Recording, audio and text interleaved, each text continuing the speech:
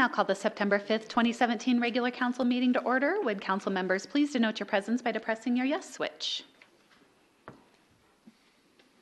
All council members are present. Thank you. Council meetings are televised and can be viewed on cable channel number 192. Please join me in the Pledge of Allegiance.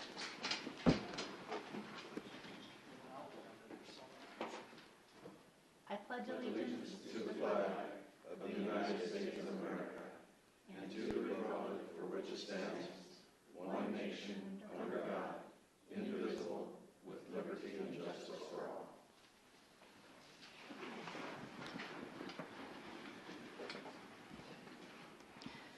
The chair would entertain a motion to approve by minute action the minutes of the August 8th, 2017 special council meeting as published in the Casper Star Tribune on August 18th, 2017.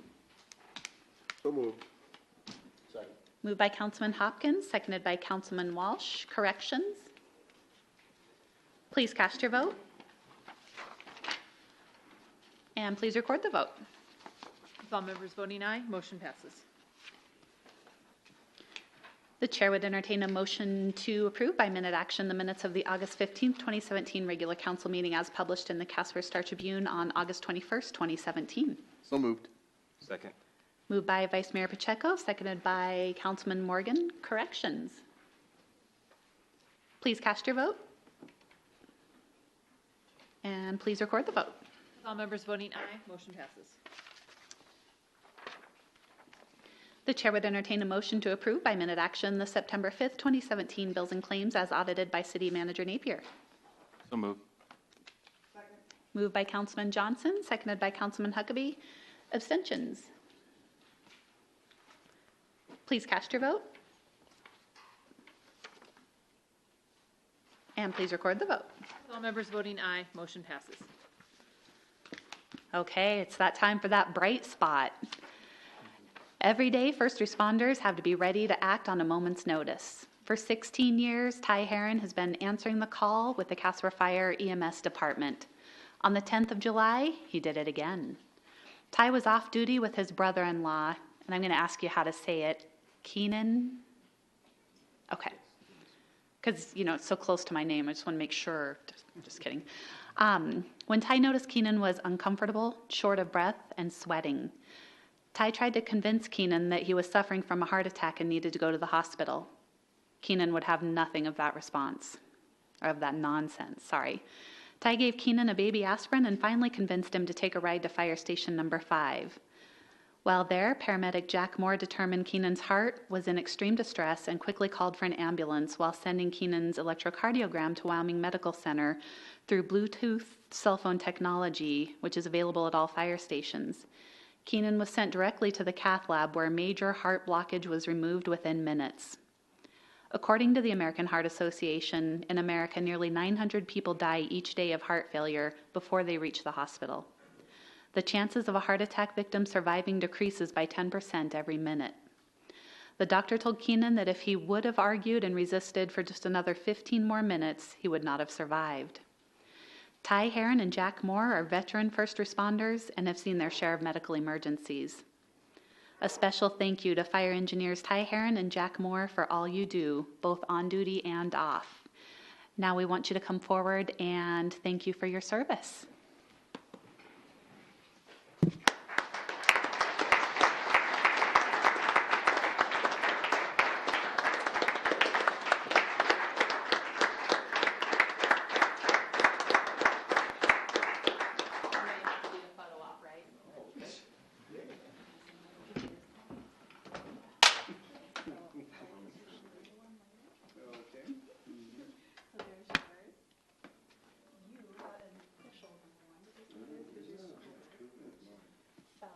And then Tanya's photo op, so you guys are stuck with me. Okay, we'll take a couple.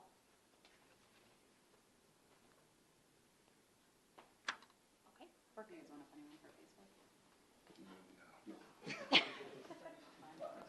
That's right, gentlemen.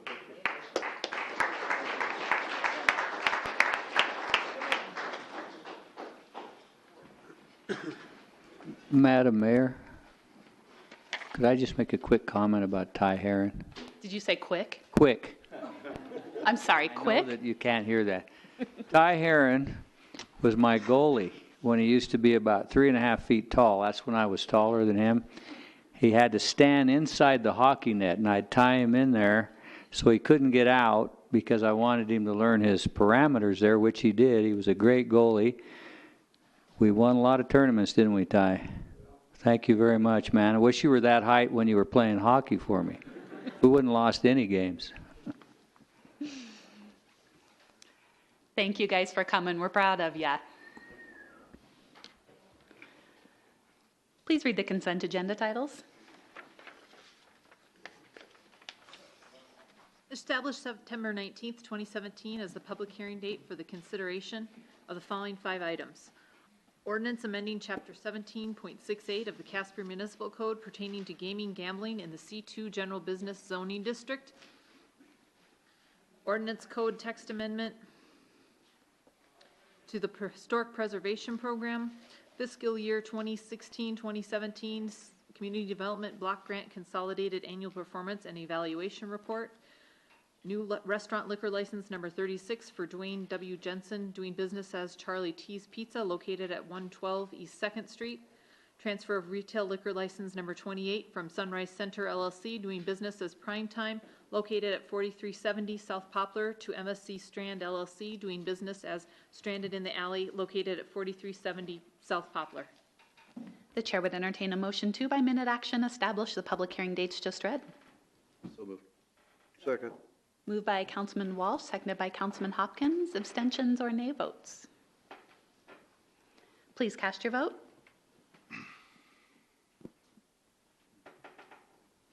And please record the vote. All members voting aye, motion passes. I now declare the public hearing open for the consideration of a zone change from R2, 1-unit residential, to C2, general business at 205 South Minnesota Avenue. Mr. City Attorney, do you have any exhibits? Thank you, Your Honor. I do. I have 2 exhibits. Exhibit number 1, correspondence from Liz Becker to Carter Napier, dated August 14th, 2017.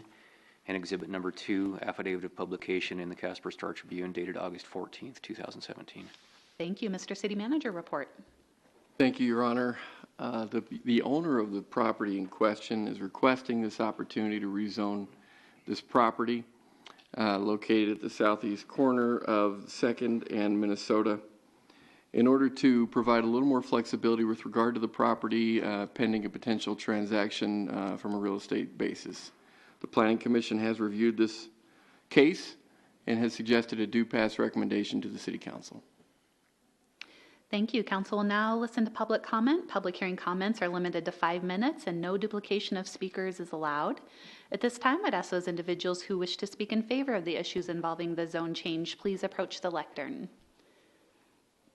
Anybody who wishes to speak in favor?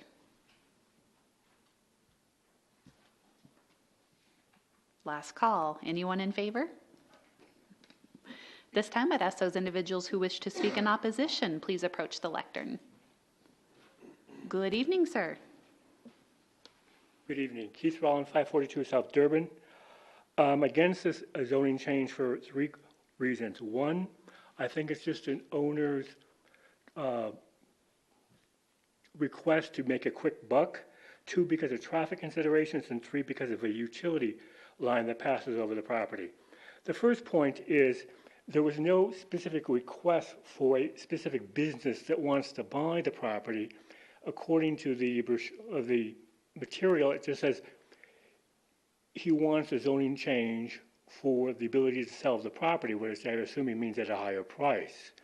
I think that this should be defeated. If he finds a buyer and they come back with a specific purpose of changing, you might want to consider it, especially when it's a C2.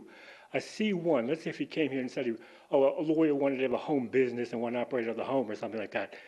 That I might be open to. But with the C2, you open a Pandora's box of a lot of different types of businesses that could go in there. And also you have a building with different types of setback versus C1 versus C2, and how much is going to be set back from sidewalks, et cetera. The second reason I'm against this is traffic. On East 2nd Street, if you have, on the other side of Beverly, you have First and Fourth Street that take a lot of the traffic. Once you get to Beverly, they all sort of merge into Beverly, go into Beverly, and then they go into East Second Street all the way to Wyoming Boulevard. And there's a lot of development still possible on there. There are areas that are already Zone C2 that we could get increased traffic. There's also a possibility for an exit right onto East Second Street that's on the corner there. So they could have an exit on East Second Street and on Minnesota, and they could have like a drive-through. Let's say if they put a Starbucks there, which they legally could if they got a Z2, they could have a Starbucks with an enormous amount of traffic. And the third issue I am against is a utility line.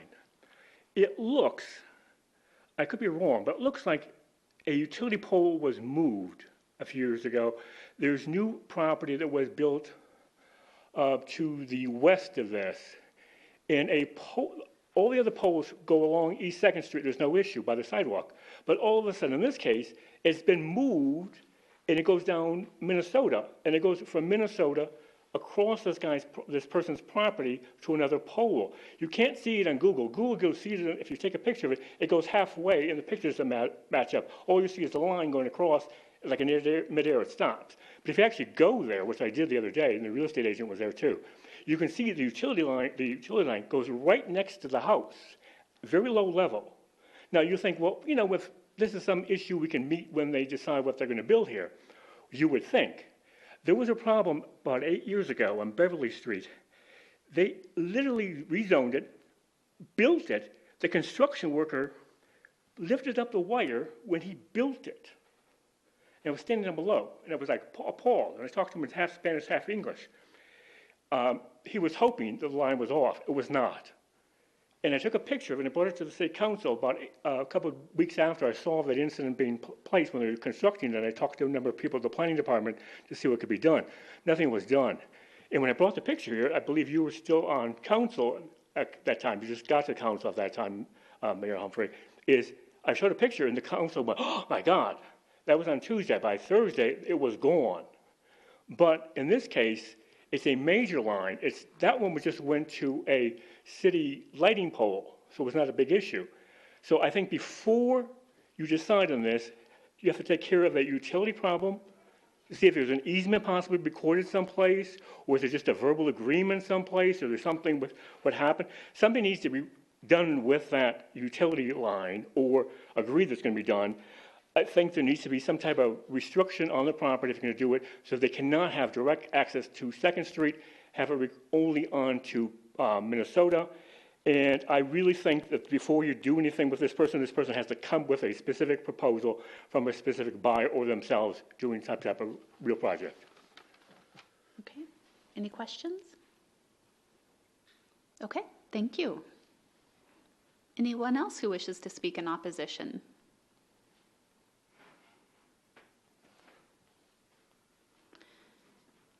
There being no others to speak for or against the issues involving the zone change, I now declare the public hearing closed.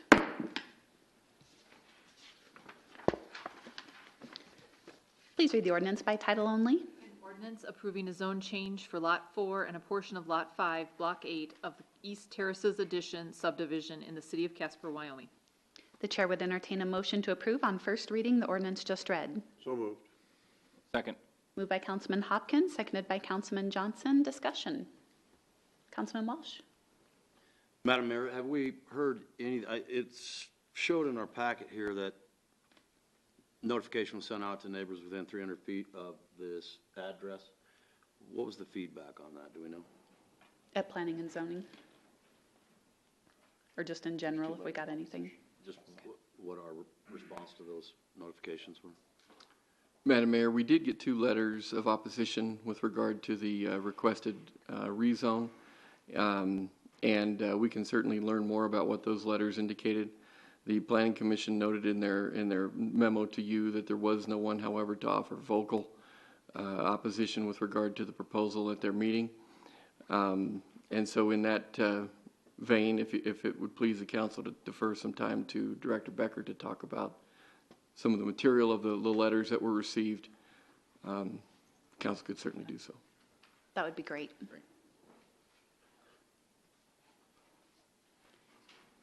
Do you want to jump in while they're doing that? Yeah, the only thing I guess I'd want to add is that the Planning and Zoning Commission signed off on it and are comfortable with it, as of the city staff. I'm comfortable with it, and I think we should move forward with it. Councilman Morgan? Oh. Councilman Powell? Thank you, Aaron. I don't know if it's a fair question, but obviously Second Street's been transitioning over the years from residential to commercial. Do we have any sense of how much C2 zoning is along Second Street there? Is this a little pocket of residential that remains, or is there significant residential zoning right on Second Street there? I realize you're probably not conversant in the history, Mr. City Manager, but maybe our city planners would know that. Madam Mayor, what we do know is that there is a mix of property in the area in question. You do have C2, you do have R2, you also have PUD, and so all of this is conforming with regard to the plan in the area, and certainly with regard to uses already underway in the area in question. Ms. Becker, are you guys ready to jump in on those two letters? I can keep stalling. We've got the two letters that were passed to the city manager. And we also have a map, Mr. City Manager, that shows the surrounding land uses. I may make a follow-up while these folks are getting ready, Madam Mayor. If we did this rezoning in response to Mr. Rolland, do we have any obligation to approve a curb cut on Second Street?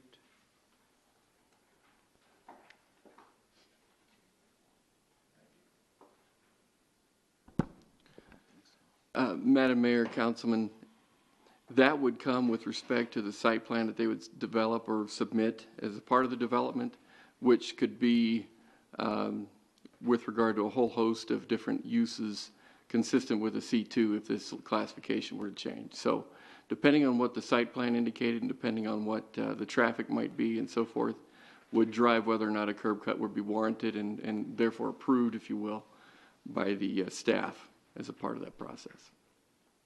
Thank you. Councilman Laird? Mr. Manager, why would we approve something like this if we didn't know what business they wanted to put in there?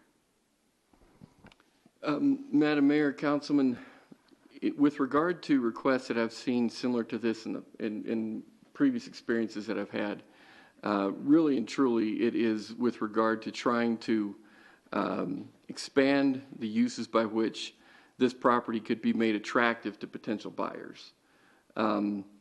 Very rare have I seen situations where the developer has already come forward and said, I want to put a Starbucks here, as was mentioned in the conversation earlier. That does happen, of course, but not always. And so if council is willing to allow the property owner the greatest amount of flexibility possible with regard to neighboring classifications and uses that are already consistent in the area, this would be a means by which council could allow that to happen.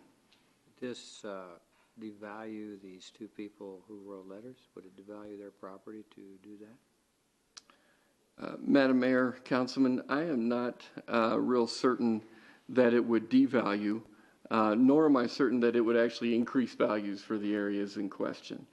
If indeed there are similar uses in place as was mentioned in your memo, then I would have less concern that it would devalue the property because uses that are similar are already in existence in the area in question. But all of that would be speculatory on my part. But I do think it's helpful to note that there are similar uses to C2 in the area in question. And the two neighbors, what is their main reason for objecting? Madam Mayor, Councilman, it certainly appears to me that the root of their concern is with regard to traffic, potential additional traffic if a commercial entity were to build, and so forth. The other issue that has been brought to the attention of staff and the Planning Commission is with regard to particular uses. This one individual indicates that a halfway house would potentially be one of those allowed uses in the area. And they're homeowners, they don't want that there, right? Two homeowners. Madam Mayor, I guess so. Councilman Huckabee. Mr. City Manager, could you put up that map that was provided to me 4 days ago?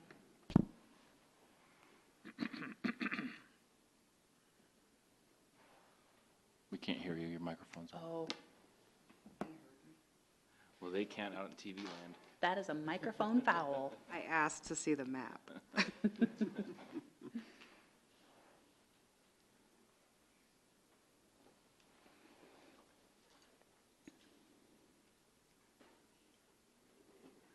me make it bigger. Let me make it bigger. Thank you.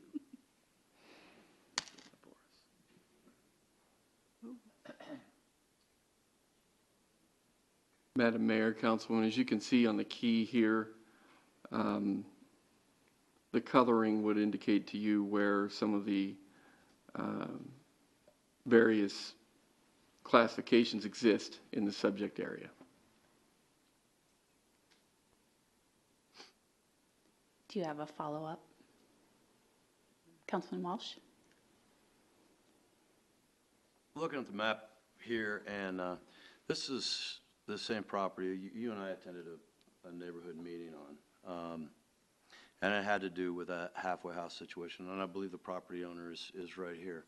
And he had a planned out method of a halfway house, and there was a lot of neighborhood opposition in it at that time. That's why I was curious about the number of letters. And so now, if letters have been sent out virtually 100 yards in diameter of the location, and there's only been 2 in opposition, and I don't need to know the specifics of them. They don't want it to go there. I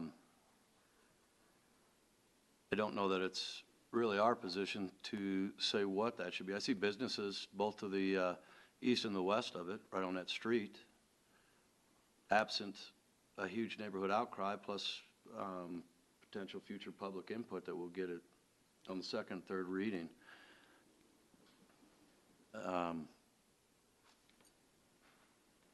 I don't see any reason not to move forward with it on the first reading, so I'll support it on the first reading.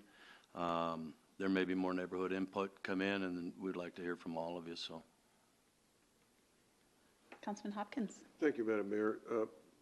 Based on the location of this house on Second Street, first of all, it's not a very desirable place to have a house. You certainly wouldn't want to have small children in that spot, simply because of the traffic on Second Street.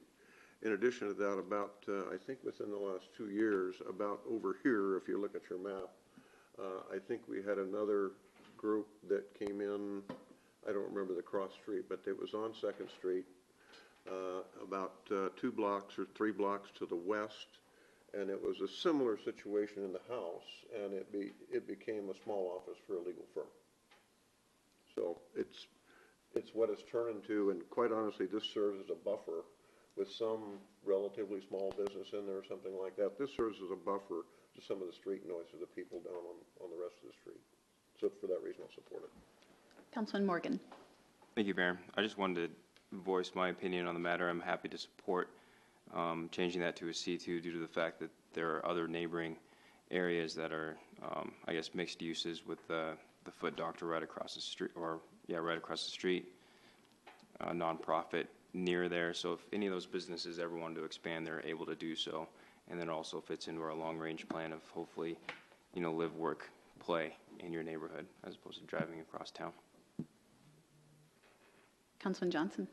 I agree with Jesse and Bob, and if the property owner wants to do this with their property and the Planning and Zoning Commission sees it, no problem with it, then I'm okay with it. It's their property. That's what they want to do with it.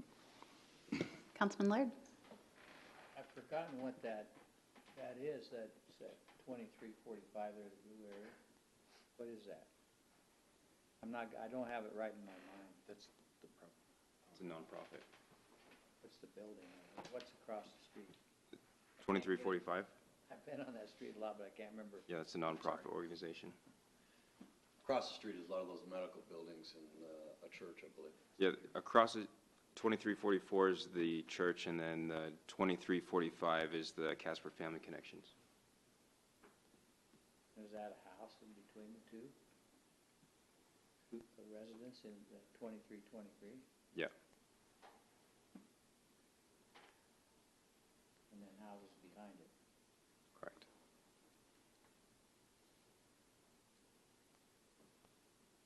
Thank you. Anyone else? Further discussion?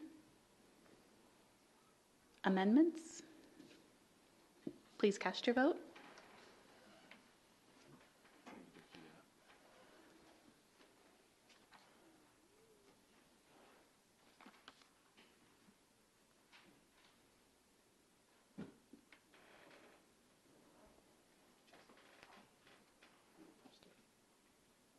And please record the vote.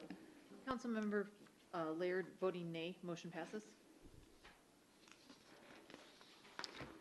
Please read the consent ordinance on third reading by title only. An ordinance approving the vacation of a portion of an alley public right-of-way south of West Yellowstone Highway between South David Street and South Ash Street. The chair would entertain a motion to approve on third reading the consent ordinance just read. So moved. Second. Moved by Councilman Powell, seconded by Councilman Walsh. Please cast your vote. Oh, I didn't mean to do that. How do I clear that off? Just push the one you want. Push the one you want. And please record the vote. With all members voting aye, motion passes. Here, Florida.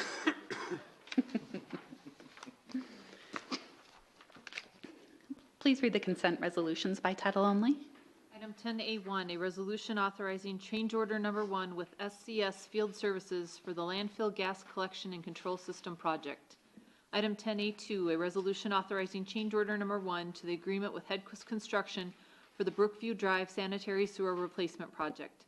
Item 10A3, a resolution authorizing an agreement with Trito Construction LLC for the Metro Kennel concrete project. Item 10A4, a resolution authorizing change order number 2 with Rapid Fire Protection, Inc. for a time extension for the Life Steps Campus Buildings E&C Fire Suppression and Alarm System Replacement Project. Item 10A5, a resolution authorizing an agreement with Trito Construction LLC for the Center and 9th Streets Intersection Improvements Project. Item 10A6, a resolution authorizing an agreement with Trito Construction LLC for the Downtown Parking Garage Alley Storm Sewer Improvements Project. Item 10A7, a resolution authorizing a lease agreement with the Boys and Girls Clubs of Central Wyoming, Inc. for the use of the North Casper Ballfield Complex, George Taney Ballfield, and Wells Park area for flag football fields. Item 10A8, a resolution authorizing the termination of an employment agreement without cause. The chair would entertain a motion to adopt the consent resolutions just read. So moved. Second. Moved by Councilman Johnson, seconded by Councilman Huckabee. Oh, Councilman Morgan Sound alike. moved. He seconded. Oh, I did hear you though, right? Okay. Whichever one you wrote down, I think is perfect. Abstentions or nay votes? Please cast your vote. And please record the vote. With all members voting aye, motion passes. Please read the consent minute action title. Authorizing and appointing William R. Chambers as interim city attorney pending the filling of the position of city attorney. Authorizing the discharge of uncollectible accounts receivable balances aged between the dates of April 1st, 2012 and June 30th, 2012. The chair would entertain a motion to approve the consent minute action agenda item just read. So moved. Second. Moved by Councilman Johnson, seconded by Councilman Morgan. Please cast your vote. And please record the vote. With all members voting aye, motion passes. Thank you. Now's the time. We would invite anyone in the audience who wishes to speak to council to come forward. As stated on the first page of the agenda, we ask the following. We need you to state your name and address. Direct all questions to the mayor and only the mayor. No personal attacks on council or staff will be tolerated. We may not respond to personnel matters. Those are referred to the city manager. Some questions posed may not be responded to by council members, and we ask that you keep your presentation to 5 minutes and do not duplicate. Anybody that wants to visit with council, come on down. rock, paper, scissors to see who goes first. Good evening. My name is Jason Booth. I live at 3400 Navarre here in Casper. The reason I came here was to bring to light to you some issues that I have had with the local police department lately. The reason I'm doing this is because I feel like this is an opportune time, and the fact that we're looking for a new police chief. And so this is some stuff we can address. I've been in Casper for 14 years, and I will be honest with you, I'm 41 years old, and I've never had to deal with police officers very much until I went through a bitter divorce about 4 years ago. When this divorce happened, my first contact with the local police department was in the form of my ex's new boyfriend sent me threatening text messages saying to the tune that he was going to physical violence. Called the police right away. The police went and interviewed him. He admitted that he did it. A citation was issued for unlawful threats via telephone. The very next day, they skipped town. It was forwarded to the Attorney General. Nothing happened. About a year later, same thing happened. I got some threatening messages to the fact that he was coming after me. That night, 4 of my tires were slashed. Called the police, did a report as I always do. They didn't even call them. They're not going to do anything. It's just slashing tires. About a year later, he did it again. He called me. Actually, I was talking to my daughter on a phone call, and he got on the phone, started threatening to kill me this time. This time I recorded the entire conversation because, once again, the custody dispute. Went to the local police department. They were in Colorado. And my local police department said, there's nothing we can do. They're in Colorado. Sorry. Didn't even file a report. I had to call down to Colorado, filed a report. I finally was in fear. So I went to talk to Victim Services. Victim Services, I called them 3 times and went to them twice. Never got a response back. Being in fear, I did my research, I did what I could, and I went and filed for a protection order on my own. And it was granted to me. I finally had a protection order to protect my family. That weekend, he violated it 4 times. Police reports were made, nothing was done. So then, a couple weeks later, we went to Colorado for the custody hearing because she is now a resident of Colorado. I was granted temporary custody of my daughter, and we were ordered to exchange custody at the Westminster PD. When I went to the Westminster PD, he walked right in, stood 10 feet away from me, started making trouble. The Colorado Police Department arrested him on the spot. Even though it was not a Colorado protection order, they enforced it. A month later, just 2 weeks ago, I went to Colorado for the final hearing, and I was awarded full custody of my daughter, and they were giving me a no-contact order so that he couldn't even talk to my daughter. I felt like we were protected on all ends. While leaving the courtroom, the girlfriend came up and basically said, he's going to find you and kill you. The sheriffs right away made a report. They just called me this morning, and there's a warrant for his arrest. When I came back here, I want to protect my daughter. You know, this is scary. So I go back to Victim Services. Went there 5 times. I called them another 4. She finally returned my call. All I wanted was help. I just want help. And over the phone, she refused to see me in person. She said, I'm busy, I've got too many things to do, I'll talk to you over the phone. She basically tells me, there's nothing we can do for you. All I asked her is, I said, I'm just trying to amend the restraining order in Wyoming to include my daughter. That's it. She told me I couldn't do it. The very next day, I went and filed the extension. I filed for an amendment myself, and it was granted. I've done everything I can to protect my daughter. I just went to the police station today to make sure the paperwork's all in order, take them copies of the amendments, the orders from Wyoming, and while I was there, I wanted to talk to Miss Leslie of the Victim Services and just let her know what happened. I just wanted her to know so that way maybe in the future she understood that if anybody else needed help, here's what you could do. She was very rude to me, and to the point that I just remember asking her, I said, do you not like me? Is it because I'm a guy? I mean, why are you treating me this way? She finally calmed down, and we had a 15-minute conversation in which she really did help me. She was finally helpful. As I left her, I get a telephone call from Victim Services in Colorado, and I speak to the most friendly woman I've ever talked to in my life. The woman said amazing things. She looked up, told me that about the warrant. She put me on a text messages where every time the guy goes in or out of jail, I'm going to get a text message. I mean, they went above and beyond to make me feel safe. And here I am leaving a police station here that I feel like I was wasting. I was wasting their time. I was bothering them to do their job. And We are Sorry. out of time, but do you have a last bit you wanted to add really quick? I'm sorry to cut you off. Basically, all I want to say is we have an opportunity here when we are going to look into a new police chief, that maybe we can bring somebody in that will have a little more professionalism so we can try to change the mannerisms is what is Have happening here. you had an opportunity to speak with the chief or to the city manager? I did come up here about 5 days ago because this is, of course, all new, and no one's returned my calls yet. Okay. But they have my information. Mr. City Manager, can we have you coordinate some contact and then give me a report on Thursday? Would that give everybody enough time so that we can be assured that we took his word seriously? You bet. Okay. Thank you. Thank you for coming. I'm sorry that happened. Who else in the audience would like to visit with council? Good evening, sir. Dennis Steensland, 533 South Washington, Casper. Just a few comments over the last couple weeks. One question, Eclipse Festival went rather smooth. We had allocated $70,000 or $80,000 for both police and fire. Can you tell me if we used all that money, if we saved some money, what went on? Mayor Humphrey. I can't answer that. But I was thinking I'd say 5 million just to torture you, but Mr. City Manager, do we have a number?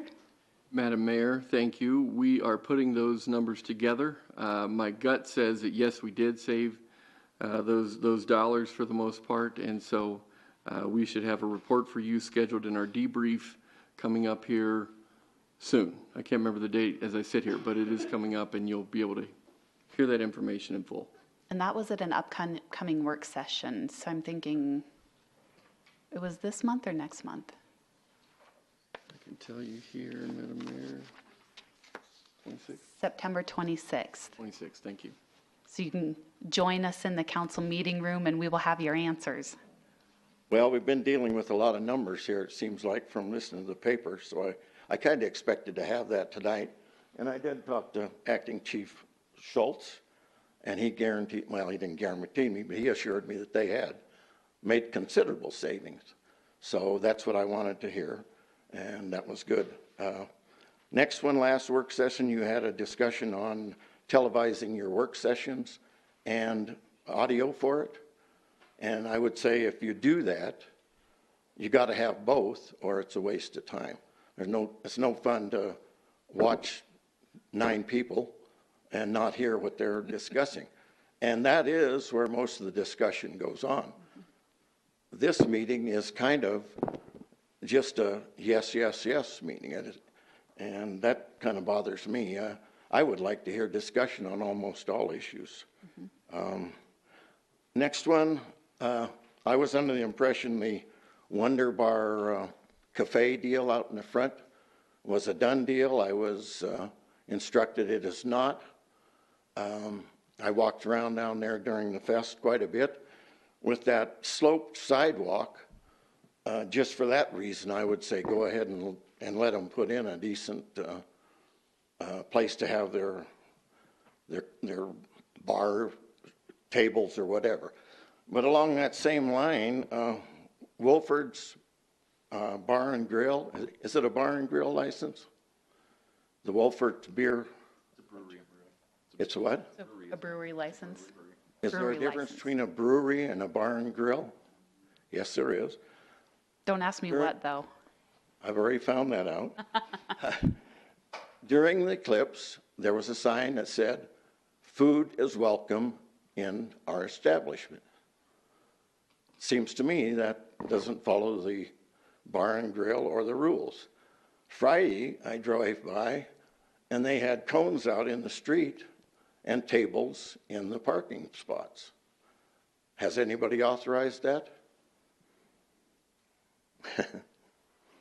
You want to jot that one down?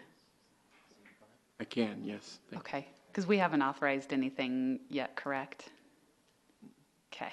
You still are dealing with the Wonder Bar deal, though. What we brought forward was an entire downtown, more of a plan of how that would impact the entire downtown, and I believe we are investigating and moving forward on that. Okay. And then on tonight's deal, Charlie T's got a license. Was that one of the 6 new ones, or was that an old one? I think that was a transfer of an old one. And no action has been taken on the 6 that are up for grabs now? Correct. Are we discussing that? RFPs are out. Is that on work session on the 26th too? I can't. In October. It's coming up. Okay. October 10th. It's a good thing that all these people have better brains than I do, right? It's the longest I've made it. I'm on the yellow. 27 seconds, man. Thank you. And I notice there's no questions, so that always bothers me as well, you know? You come up here with your concerns, and nobody acknowledges anything about them. Keith has a concern, nobody comments. What's the sense of coming up here? We got your answers, though. Couple? Do I get a gold star? No. Dang it. I have a question, if I can. Councilman Laird. Dennis? Yes. What bothers you the most about the questions you asked tonight? What question would you really like to have answered? Well, I got my answer from the police department. I did expect you to have the numbers for that tonight. Last time I got all your minutes for the work session. Those are very interesting. I asked about minutes for this session. They said there was 187 pages. So what questions do I want answered? I just expect to hear some kind of debate or some kind of questions to acknowledge the people that do come up. There's only probably a half a dozen of us, 3, that follow the council, and you're going to have to go to the work sessions to get anything, to understand anything, and then you cannot put your input into it. So you know, this session is scripted, right? We have a script. They give the mayor a script where she reads off what to say. Yeah, and she tries to That's get what it they've done. done. It's just something they've done.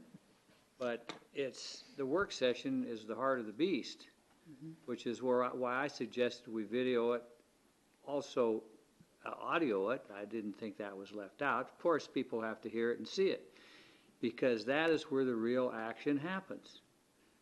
And I think that the city manager is looking into getting that set up, because I really believe that is where people would be more interested in coming.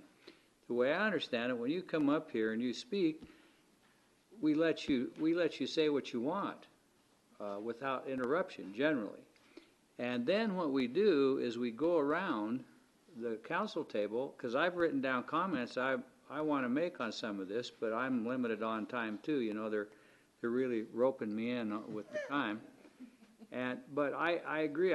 There's things you say that I would like to respond to at the time, but then you got to be interrupted. Then I got to go through the deal of asking the mayor, and then she's really hard on me sometimes. Doesn't let me answer the question. But I agree with what you're saying, and some of the information you asked. I don't know the numbers that you asked for either. Nobody's provided me the numbers, and what we get is sometimes what the manager's office gives us. Sometimes I want more, and then that's when I actually go do my own investigation on the matter, because sometimes I disagree with what the staff has said, because I have a different understanding of the situation. So to be able to answer your questions is a worthy thought, but I don't think anybody's ignoring you, because I do know you come to these meetings and you're a good citizen of the city of Casper, and I listen to what the citizens tell me. Even the guy from New York, Keith Rowland. He's got some good ideas. He does, actually. Most citizens that do come up here have good ideas, but with respect to the deal where they're serving food out in front of the bar over by Lou Tauber's, is that the one you're talking about? I am, yeah. I saw that. There was a part of me that kind of liked it because I thought it was added a vibrancy to the downtown. And it supports what I would like to do, which is having outside dining for restaurants. And that it be looked at upon this city as something new that would add a vibrancy to the downtown. Some members of the council haven't quite accepted it yet. I hope they'll get around to doing it. But this place doesn't operate with huge speed. You've probably seen that. Yeah, I agree. I don't have any complaint with them allowing food in or not. My question is, does their license allow it? If it does, fine with me. If it doesn't, somebody needs to enforce it, okay? The street parking thing, I thought was over the top, and I don't know why somebody else didn't see it. I was just driving home. Parking thing? What are you talking about? They put cones out in the parking spots and put their tables out in the They street. did do that. Was that during the eclipse, or No, it was was just the it other different? night, and, you know, Okay. Friday night. I've seen it, and I'm not the policeman, so I don't say anything to anybody, but I know what you're talking about, because I go walk around with my dog, and I notice what's happening, and I have it there so that if somebody brings it up, I'm not harsh on people. I'd like to see the downtown people make money and present things, and so I do think certain things happen down there. If you really want to know the truth, we've overlooked it to a certain extent. It's kind of like other experiments to see how things are working. We're not harsh people here. You want to enforce the law should be enforced. A gentleman's trying to get a business started, seeing how the public reacts to it. Is that really a bad thing? I don't know, you know? You should play by the rules. Yeah, I or agree. else you guys I agree with that, too. So- Disagree with you. One of the things we're trying to do too is stick to the 5-minute limit, but I don't want council to take up that 5 minutes. We want you to have straight 5 minutes. If we start asking questions, then you don't get to say everything you want to say. So we're trying to make sure you get your full time. Because, you know, we talk a lot up here, especially Councilman Laird. Maybe we ought to get a boxing ring set. Put 2 microphones in there and we can get back and forth and spar, because I do like to answer questions, and I know our Robert's Rules of Order really isn't how people talk in real life, so it's hard to get used to it. Come on down. Good evening.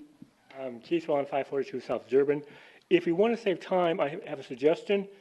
The consent agenda, do what they do at the county. They just say consent agenda. Don't read titles only, saves a few minutes.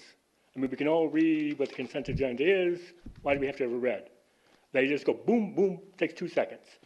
Couple questions. Did we hire a CFO yet? What happened to Bill Lubin? He's one of the few people over the, 14 years I've been here that knew exactly what he was talking about, knew all the details, and when he said something, I had a great deal of confidence in him, versus some other people that work for the city that was like, oh, really? I'm sorry to see him go. Third point is I'm strongly against the garage being built downtown. You're basically subsidizing downtown businesses at the expense of businesses in other parts of the city. Did you pay for the parking lot for when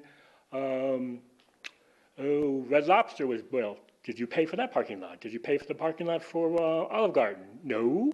They pay for their own. They pay for that land. But all of a sudden now we're building a parking lot downtown to subsidize downtown businesses. Absolutely not. There's consequences. As an example, 4 years ago, your former council member, Mr. Healy, and I had an extremely terse conversation over the phone regarding his company trying to get, and 2 other companies getting industrial revenue bonds approved by the state of Wyoming. Sounds great. We got about 175 jobs. Great. It produced an enormous amount of yellow cake. Sounds great. Guess what? Price of yellow cake went down from 50 to 20. It decreased the value, not only in this country, but worldwide, of uranium companies over $1 billion. So you divide it out, guess how much millions of dollars were lost for shareholders for each job that we have in Casper. That's a very high price. There's consequences when you do things that subsidize businesses. You think, oh, great, we subsidize this business, but it could hurt somebody else's business. Along the same thing with your 6 restaurant bar license.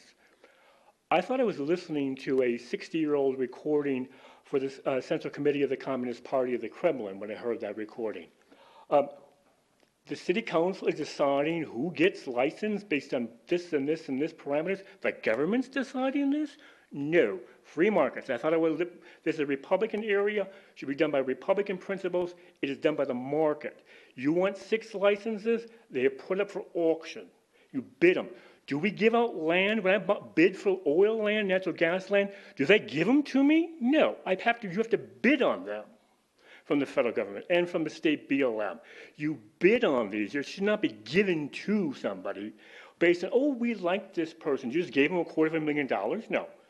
You bid on these. You may not want to give them out for every year, or all 6 of 1 year, or you may want to spread them out throughout the city and a couple in each ward or whatever you decide to do. But it should be an economic process, not a gift process based upon, oh, we like this person, this person. No, that's ridiculous. Oh my God, I actually made it in time. Right. I believe with the liquor license, we're bound by state law that it can only be sold for $1,500. I don't know if I remember the exact amount. Madam Mayor, council has the authority to set the rate at what used to be $1,500 to $10,000 a year with respect to the bar and grill. And so the point that you're probably trying to make, Mayor, if I may be so bold, is to suggest that auctioning those licenses are not something that statutes allow cities and towns to do. And so while that might have some merit with regard to, revenue possibilities for the city and those kinds of things, the conversation had here is probably ill-advised, given that it's a legislative issue that takes place at the state level, and probably members of our delegation would need to hear that more than the city council, potentially. Okay. They can make a donation. There's ways of getting around this. I'm sorry, I missed Mr. Lubin. I'm sure he can come up with some loophole. There's ways of getting around this. They can make a donation to a nonprofit to make a decision. If I'm not mistaken, that is perfectly legal. Because in Florida, they had the same thing, and they just said, well, great, we had a lot of things that were built for boys clubs and girls clubs by donations from somebody who wanted to build a restaurant.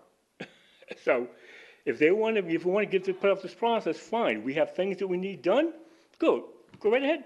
Whoever gives us the most money, you get it, you get it, you get it. There's other ways to get around it. Legal. It's not legal.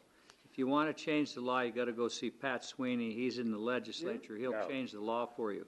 We don't make the liquor laws. We're given liquor laws, and like Dennis said, we got to follow the law. But the point is, on You this, can't do what you just said. What you just said can't be done unless you change the law. but the point is, I think that you're given discretion in how these are given out. Your discretion could be influenced by someone making a donation. I think you can get around that here because, well, let's put it this way. In New York, they make all kinds of donations to get things done. We will take that under advisement. Anyone else wishing to speak to council? Good evening. How is everybody? My name is Shelley LeClaire. I live at 125 West 15th Street. And I just wanted to say, because City of Casper has been in the news a lot the last 6 months, and I just recently retired, and I've been on the civilian side for the past 2 months now, and I just wanted to let the council know how much I really appreciated all the support you have given code enforcement over the last 26 years. So with that in mind, thank you for all of your hard work and dedication, because I know it's not easy what you guys are faced with right now. And then I just wanted to add 2 cents worth to what Dennis Steensland was saying. You might want to check with finance on that tent in the parking lot, because they have special event licenses that they give out. So it's not that they're doing anything illegal, but our right hand doesn't always know what our left hand is doing, because the police may not have anything to do with the reserving of the parking spots when it goes through finance. So there's lots of different reasons. It's not that anything illegal is being done, but check with finance. So thank you very much for all of your guys' hard work and efforts. Okay. Shelley Leclerc, Thank you're the you. best. Oh, well, Yeah. thank you. I miss you all. It's been great, though. I'm painting my house. I love it. So, thank you.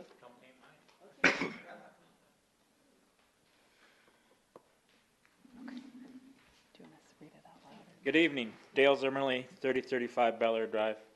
I haven't been here in a while, between work and motorcycle stuff, it's just crazy this summer. Mr. Lard, thank you very much for your billboard that you had put up. There really is a God.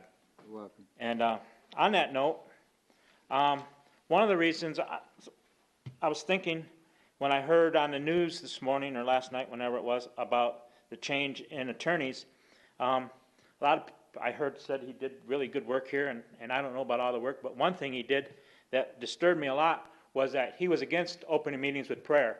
He gave you guys advice saying you're going to get sued and that you can't do it, but it's being done all over the country, and I would like that revisited, and maybe with a little different advice from an attorney. Prayer is a great way to start meetings, and it's something that should be considered. And one other thing I'd like to bring up is the rules at the event center. Has the city council gone over the rules that the private company that runs the event center now put in effect? Have anybody looked at them? Like, I can't carry this pocket knife in there. I can't carry my firearm in there anymore like we used to be able to. I can't even carry a Leatherman pair of pliers that you wear on your hip. There's a lot of rules been put in effect there. I know a lot of people that don't go to the event center anymore. The first event last winter, which was in February, if I believe, was the motorcycle ice racing there, where they were racing bikes on ice. So a lot of us good old boys went to watch motorcycles race on ice. Many people were turned away and had to go out and take their firearms and put them in their cars. Well, that evening, a bunch of cars were broken into at the event center and their firearms were stolen. Imagine that. People see you walk out and put your gun in your car and then they steal it. Why is that rule changed? Did the city council give them permission to change all the rules there? What happened? That's my question. Mr. City Manager, is it safe to say that we've leased the building to them and they have full right to operate it how they see fit? As long as it's legal. May not be legal to turn them away with their firearms. This is Wyoming. Constitution, Second Amendment. Sorry, Mr. Manager, but I have to say how I feel about that one. No problem. Madam Mayor, this is the first I've heard of that particular area of concern, and so I'm really ill-prepared to try to answer that with any detail. Or I don't know if you've been there, but it's like going to an airport. They use a wand and go over you, and like I said, you can't carry your pocket knife. This is Wyoming. Everybody carries a pocket knife. Let us do a little research on that and we'll get back with you so that we have answers. Thank you. Thank you. Good to see you back. We answer his question about the prayer, starting the meeting with a prayer. They want their questions answered. Well, we'll have to consult legal. We have our own opinions up here. I don't have to consult with anybody to give my opinion on it. You can give yours when we go around the table? I'll do it then. Okay. Anyone else in the audience who wishes to speak to council? Okay, we're going to go around the table. We'll start with Councilman Hopkins. Thank you, Madam Mayor. A couple items. First of all, I'm sorry Shelley left because I didn't get a chance to thank her for all the work she done for the city. She had a hard job. She was running interference on all the neighbor issues for I don't know how many years, almost 20, 23 years. And she saved us a lot of grief, and she's a very good negotiator, and I just wanted to tell her thank you, so we'll have to do it via TV. The other thing I wanted to bring up, just food for thought, and no discussion tonight, but just food for thought. Our staff has to spend a great deal of time when we have a transfer of a liquor license. And I don't know whether we have the ability to charge when we transfer a liquor license, but it's kind of like rezoning or something, you know. We do charge for that. And so I'm just thinking that it might be something that we might want to consider when we transfer a liquor license. There is a transfer fee. Now, granted, like a bar and grill, you have to renew every year, but if there's some kind of interim transfer, just food for thought. So I think that's it. Thank you. I can see the rest of my time to you, Chris. Thank you. Councilman Walsh. Thank you, Madam Mayor. I wanted it. everybody, I'm sure, has read in the paper, heard in the news about the cost-saving efforts that the city managers had to put in place as far as basically a freeze on personnel benefits and those kinds of things. Having been a city employee for almost a quarter of a century, I know that being in their position, that's a difficult spot to be.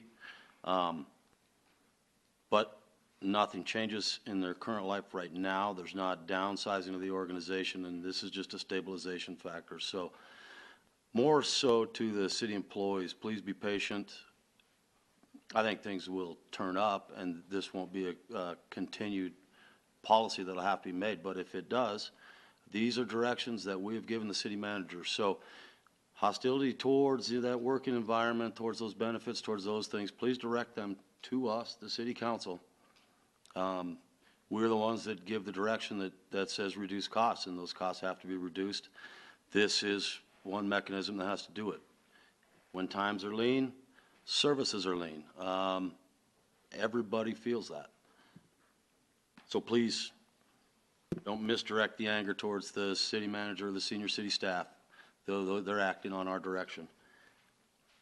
And also, we had $80,000 in change orders on this council meeting.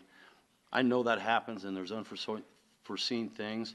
I just wonder, and I don't know the answer, are our bids thorough enough so that we are uncovering what we know so we get a more accurate one? These things are typically covered by buffers that are put into the bid so that they're paid for. They're not additional money that we aren't really expecting, but they are over what was initially brought up. So I'd just like to ask staff to be, I would rather see a higher bid that was accurate than one that catches us by surprise. And I would like to, I'll answer Mr. Steenland's last comment.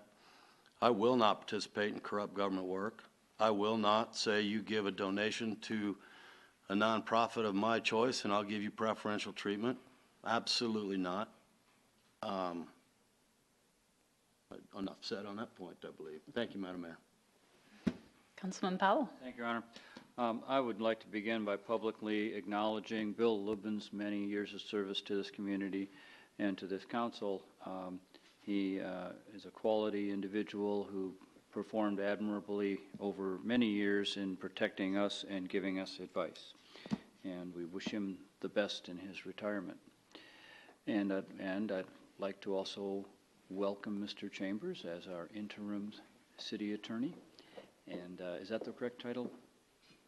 Acting city attorney. And great to have you with us.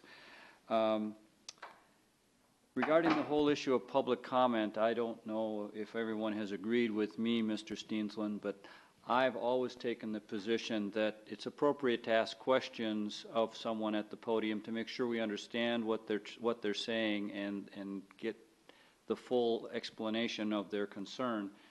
But we have had situations where members of council have essentially gotten into a debate with someone while they're standing at the podium.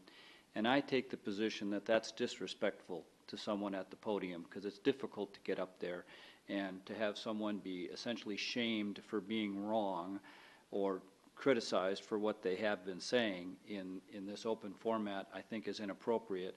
So I've always taken the position that if we have comments about something that's been brought to our attention from the podium, that we should address them at this time when we're going around rather than while the person is standing up there to potentially be humiliated through the process. So that's always been my stance. And so I prefer to reserve our comments for this period. And in the defense of the council, there have been many occasions where someone has come to the council with a concern that they've listed that they've expressed from the podium, and we have as a group decided to take something to the work session for further study based on what they've told us. And so I don't believe it's been a waste of time. And I'm sorry if you've felt that way sometimes or that people have ignored you, but I know that I take what you say seriously. Regarding the issue of the change orders, there has been criticism about change orders. The one change order that we approved tonight involved Hedquist Construction and the Brookview reconstruction project. And the truth is sometimes companies don't know what they're getting into until they start tearing things apart. And what I believe we found out in this case was that the structure of the street was in much poorer condition than was originally thought. And so once that project got underway, as is sometimes the case, there was much more that needed to be done than we knew until it got uncovered. And so the proper thing to do at that time is to use the contingency to say, no, let's do this right. Yeah, we could cover it up again, and it would look fine, but it wouldn't be right, and it'll just cost us more money later. So we do ask questions about these change orders, and we do try to make sure that they're appropriate. And in this case, I think that it clearly was. So, and then I just do also want to reiterate that we are bound by state law and liquor license fees and many other matters that we really don't have much control over.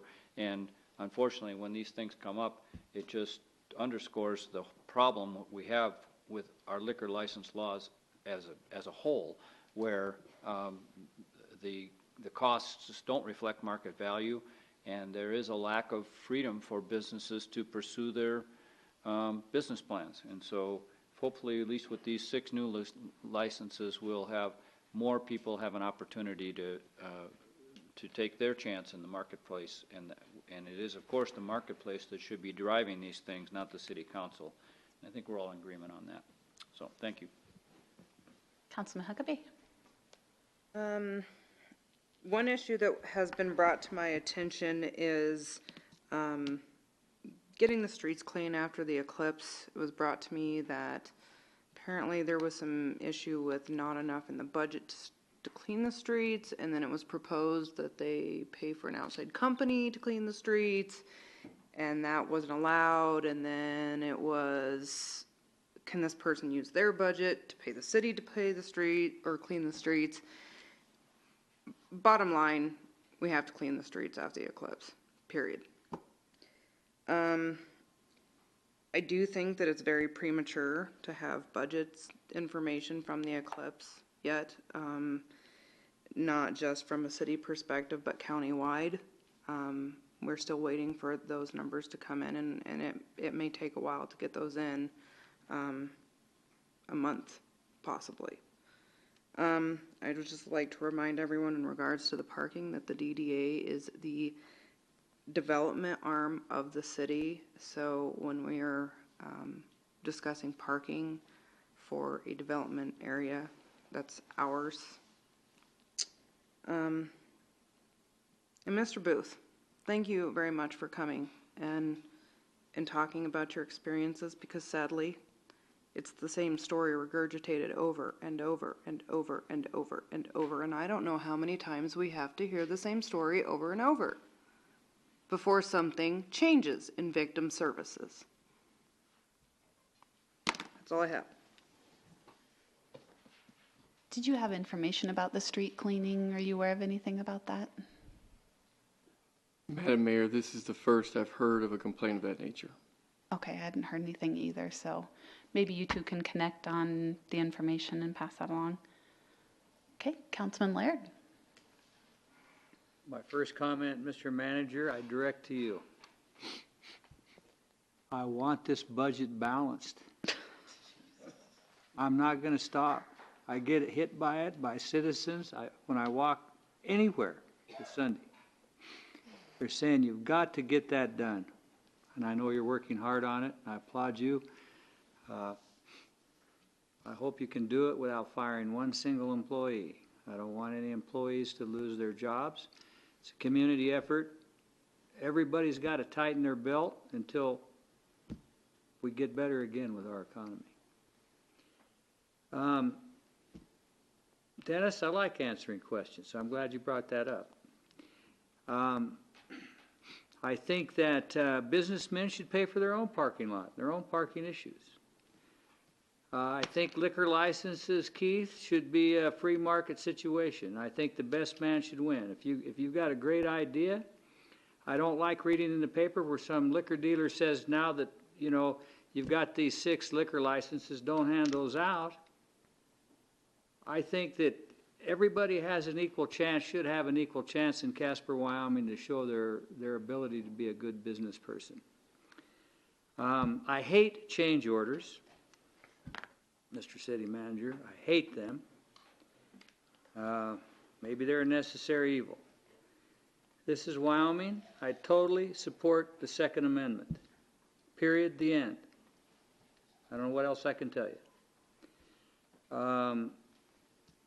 I like prayers to open meetings. I think it's a great idea.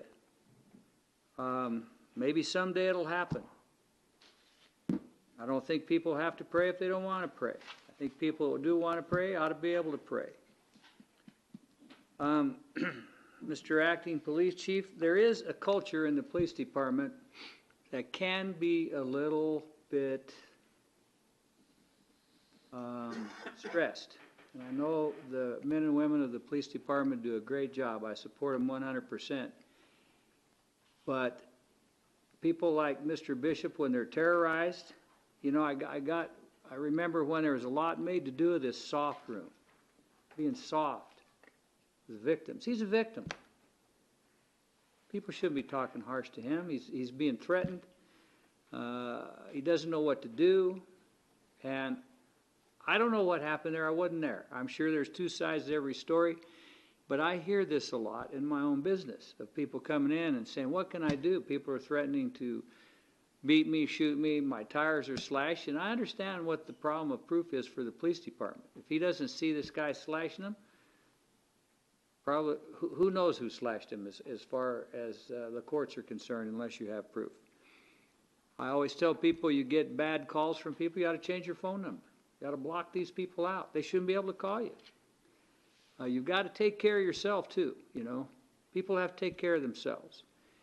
And so I appreciate you coming down.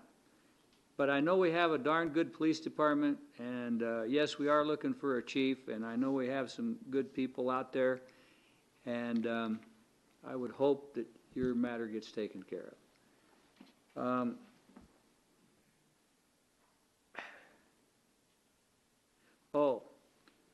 I don't like the ban on pets down at the David Street Station.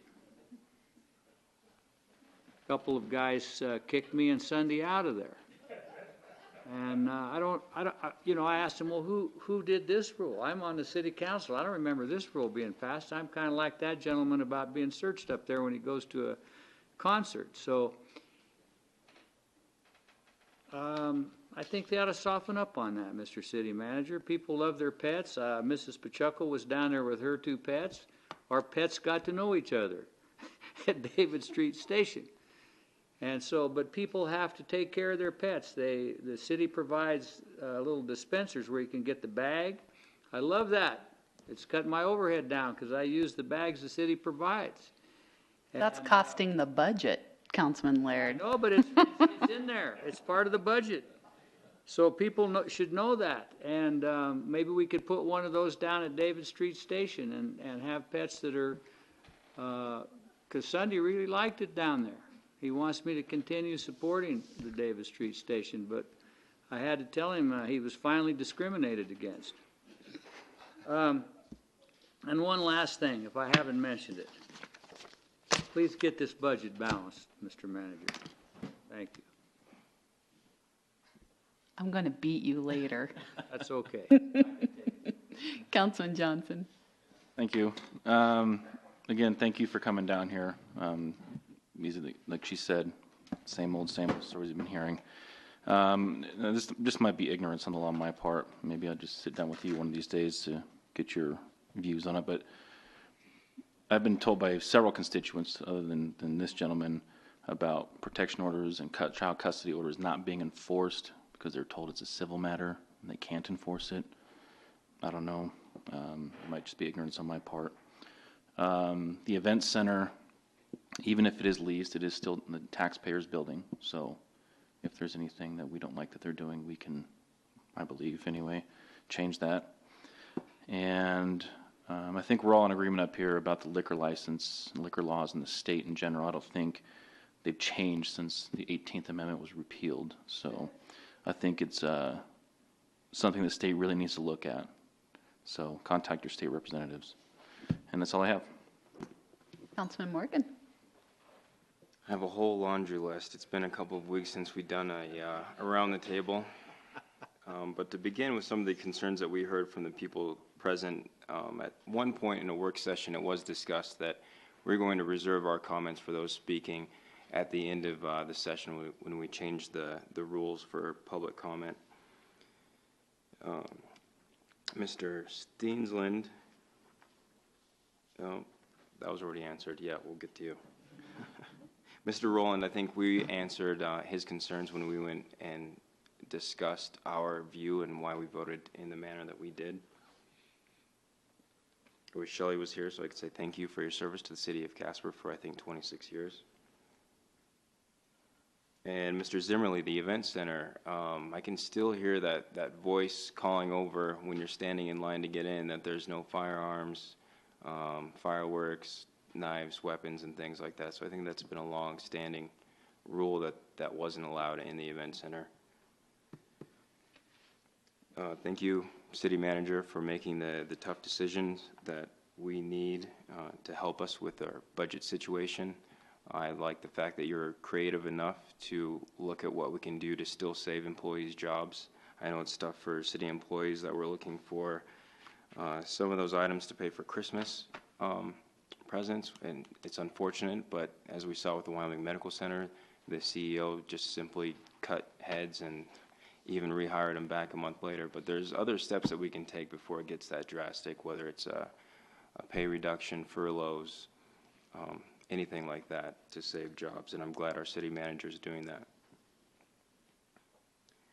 I had a chance to voice my 2 cents, I guess, with the people that's conducting the internal impartial review. I like what they're doing. I like what I heard in that meeting.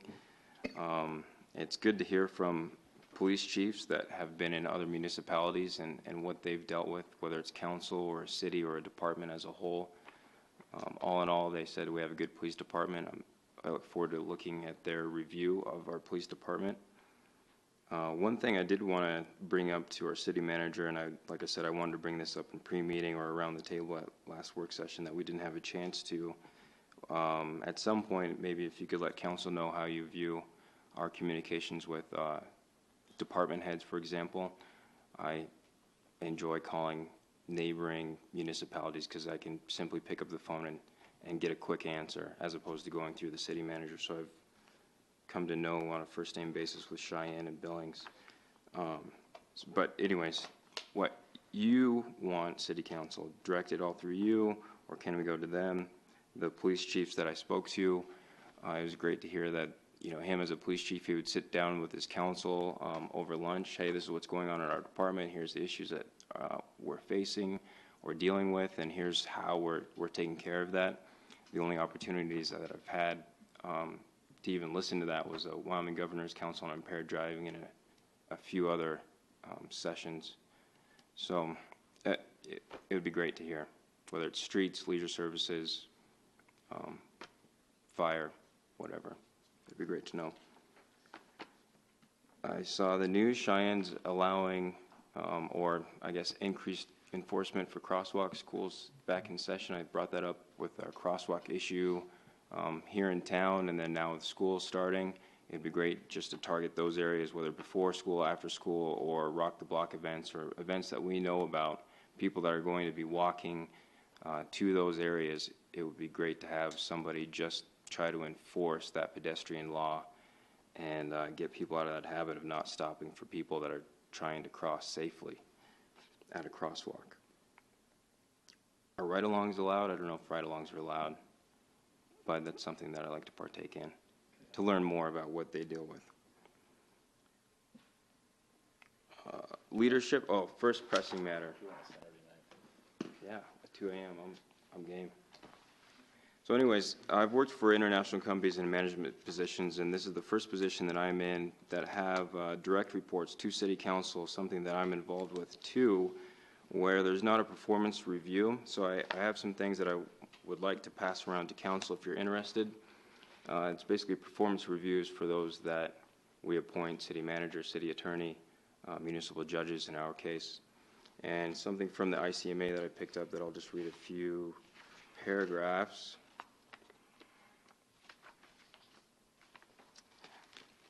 There is some irony in the fact that managers' evaluations are often less formal and less structured than those of their manager's employees.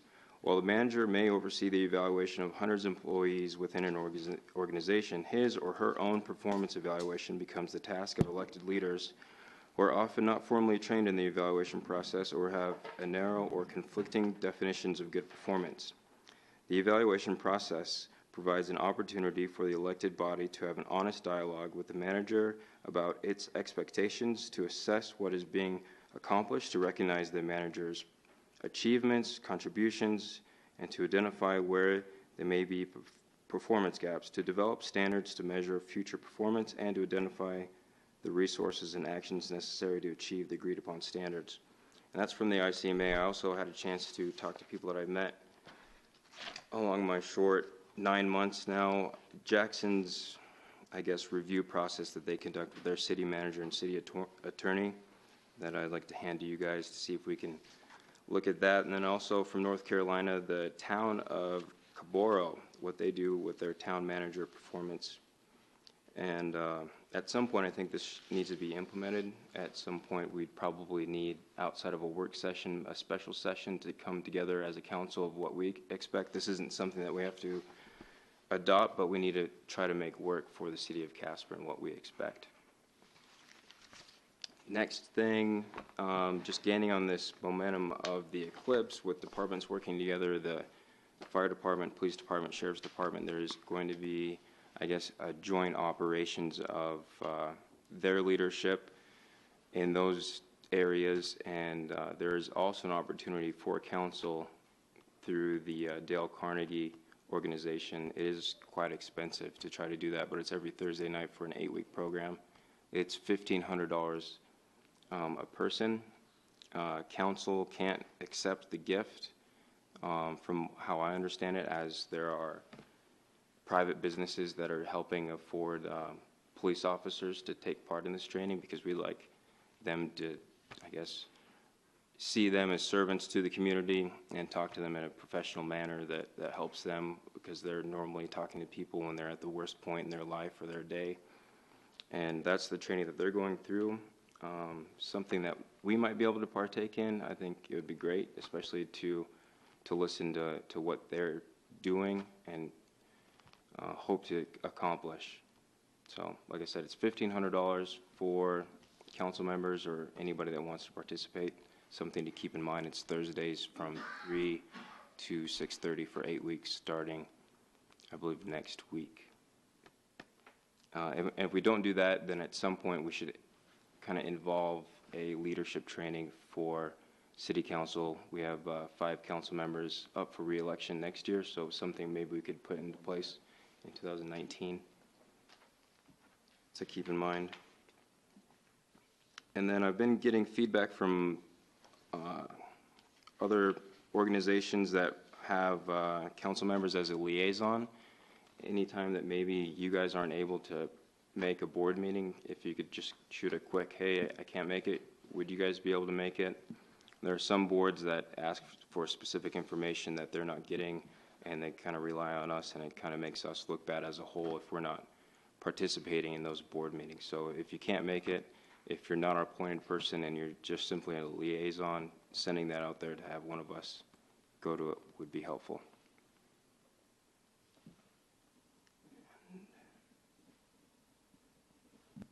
That's all I have. Thank you. Oh, short. Yeah. Just whatever. You don't say anything to him, man. You just pick on me. It's been 2 weeks, though. I'm saving it for after for him. Okay, good, perfect. I'm just going to make this real short. Just wanted to continue, show continued support for our city manager and the work that he's trying to do. And it's not easy. So I haven't, we can sit up here and not know that pressure that comes. It's easy for us to make those decisions, but it's very difficult. And we know that trying to save jobs is going to be very paramount why we do that. So continued support to that. That's all I have tonight. I have a list of everybody's requests. Some are going to cost money, some won't. So, Dallas, no more talking about the budget. Well, I'm going to keep. Go easy on that poor guy. Mayor. He had more hair when he started here. I know. His hair's gonna be white like mine until he gets that budget balanced. People of Casper are looking at him and they want him to do it. They do make tasers for councilmen, He is right? gonna do it. He is. He's going to be fabulous. I have the list of everything that you guys mentioned. I'll bring that up probably at a work session when we have some time. So the next meetings of the City Council will be a work session to be held at 4:30 p.m. Tuesday, September 12th, 2017 in the Council's meeting room, and a regular council meeting to be held at 6 p.m. Tuesday, September 19th, 2017 in the Council chambers. The chair would entertain a motion to adjourn. Second. Moved by Councilman Hopkins, seconded by Councilman Johnson. Please cast your vote. And please record the vote. All members voting aye, motion passes. Thank you. We are adjourned. Meeting